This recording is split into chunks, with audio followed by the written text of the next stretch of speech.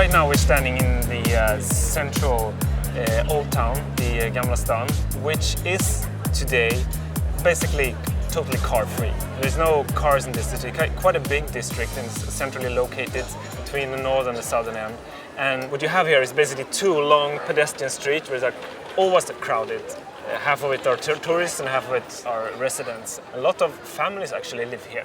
You have schools here, you have playgrounds. So it's very good to live here with kids because you can just let the kids out and they can play in the streets and you don't have to worry at all about kids getting hit by cars. Stockholm has the natural advantage of course, existing prior to cars, and so it's got the largest medieval downtown, which is extremely walkable. Even the streets that are open to cars have very, very little traffic. Makes an environment much more convenient for walking, much more pleasant to spend time, and much more pleasant for shopping, for tourism. Actually, in the walkable parts of the Stockholm, research has shown that it's not only walking for transport that is higher than in the less walkable neighborhoods, it's also walking for leisure and pleasure. One of the lovely things is finding that at night people are still walking everywhere. Shops might be closed, but there's a sense of that this is a lovely thing to do. This is a fun social thing to do, to walk in the city and to be out at night feeling safe. The only people who are allowed to drive here are actually taxis if they have someone to pick up and the people who live here. And even they are not really allowed to drive here either unless they have a special permit. It's not so popular among people who like to drive cars everywhere. Now we're standing at Götgatan. It's a street in Stockholm in the area called Södermalm. The interesting thing about this street is that it was a car street until 2004. And after that, the politicians decided to make it a pedestrian street. But it was very controversial.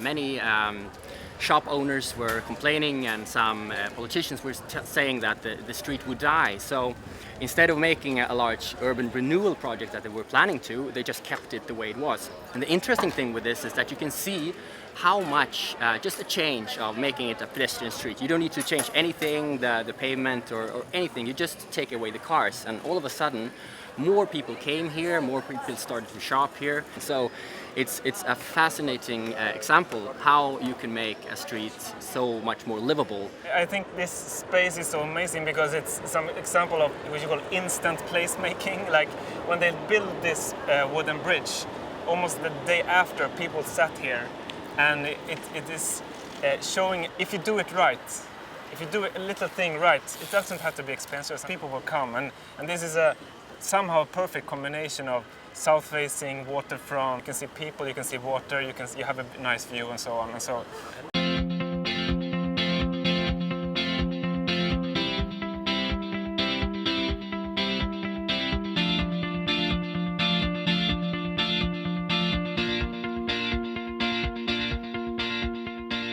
We're now standing at one of the places where the city of Stockholm has congestion charging stations. You can see them over there. It says it's 20 kroners at the moment to enter the city by car. The pricing for getting in and out of the city, it varies during the day. So during rush hours it's more expensive than during night and during the middle of the day when there's not that much traffic. The good thing about these tolling stations is that they use cameras. By using the cameras and linking it to the registration number on the car, they can see if this car actually is just going through the city and going out through another tolling station in another part of the city. And I think at the moment it's about 25% of the traffic in Stockholm is just passing through. Speaking about the congestion charges, it's interesting that from the beginning there was a skepticism and 70% of the people were actually against it. And now when you check of the opinions afterwards, 70% is positive. To own a car, on average in Sweden is about 6,000 crowns, which is about $950 per month.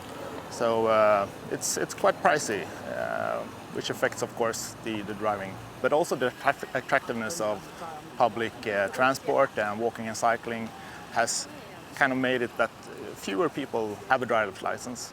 And in Stockholm, about 1/3 of the 20-year-olds have a driver's license. And people here are more likely to decide on how to get around, what mode of transit to use, more based on what's better for everyone. And even when driving might be more convenient, A lot of times it's more expensive because of the systems that they've got set up here, but people will choose to take the train, they'll choose to walk, they'll choose to ride their bikes just because it makes for the city to be a safer, healthier, and more pleasant place to be.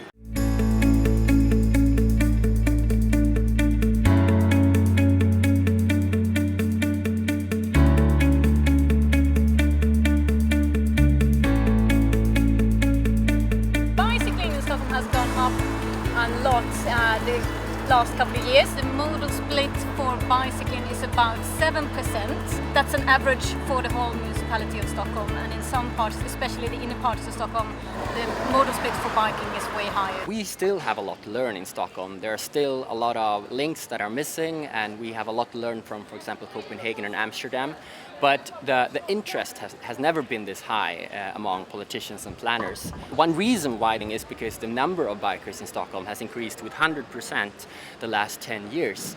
So more and more people are experiencing how easy it can be to bike, and the bike lanes get overcrowded. So we have a large need of investing more in bike lanes. You've seen the car-free part of Götgatan before. And now we're in the middle part of Götgatan, where the municipality of Stockholm is at the moment making a test. The counting says actually that there are more cyclists passing the streets every day than there are cars. So this is one of the reasons that the municipality actually has gone through taking some space from the cars and giving it to the cyclists. This pilot project actually has a few really good features. You can see this one here. This is made of concrete, and it's there so that the cars won't be able to drive into the cycle lanes. This is also a new part of this project, which is called Stockholmshagen. It's actually a new type of parking. It holds 10 bicycles instead of one parked car, so it's a better use of space. The old bicycle lane, this one, is way smaller than this one, the new one. Since we have taken lanes from the cars from both directions, the municipality wants to see if it works or if there will be a traffic chaos. And if it doesn't, this will be a permanent solution. A lot more people are cycling now. I enjoy it. I ride every day. It's my only mode of transport, both for when I work with the move by bike stuff and when I ride by myself. It's quite a small city, so the most part is walkable, and definitely if you have a bike you can get far. I have my little travel companion. He's on the bike with me all the time. This is the raincoat. I made it myself for the dog, so we can ride in the rain.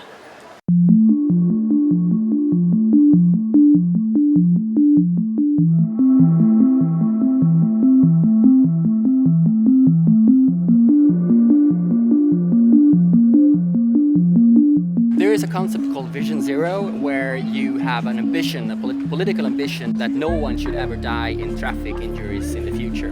And in Sweden we've had that vision since 20 years back. I think it's important to realize that our Vision Zero is something for the people. We would like to create a system for humans. And so the whole mindset around Vision Zero is actually to support good norms, to support people to do the right thing to do. Now, in the beginning, when Vision Zero was presented, people got either upset or they just laughed about it. But gradually it's been accepted that you need leadership, you need to put more of the responsibility on those who are designing the road transport system. The summer here there's going to be a conference where we reinvent the Vision Zero and call it Vision Zero 2.0. And the difference there is that before you only try to make it possible to keep on driving and keep on using your car and just trying to minimize the injuries and the deaths in traffic. But now we want to involve the benefits, the health benefits of more people using their bikes and more people walking. If you look at a street in Stockholm now, it's for cars still. It's definitely for cars. You have to take away space from cars parking lots and lanes and devote it to cyclists and pedestrians and public transport. I think the really interesting thing, and I've seen that with New York City, for example, is that while Vision Zero is about safety, we need something bigger. We need to talk about the livable city, we need to talk about all qualities at the same time. So we don't have a vision for every little piece. We need sort of a vision that in the livable city incorporates maybe noise and how clean the air is, and if I can send my kids to school on their own. So it's both safety and it's about health. If you count in the health benefits, if you consider how much money it costs when people don't exercise, the concept of Vision Zero 2.0 is to count that as well. People are normally much better in creating safety when there is a social environment, when you negotiate with others out there. You need low speeds. Negotiation doesn't happen in 30, 40 miles per hour or 50 kilometers per hour. It happens down in 20 miles per hour or 30 kilometers per hour. There people start to see each other as humans, start to have that time necessary to react to things.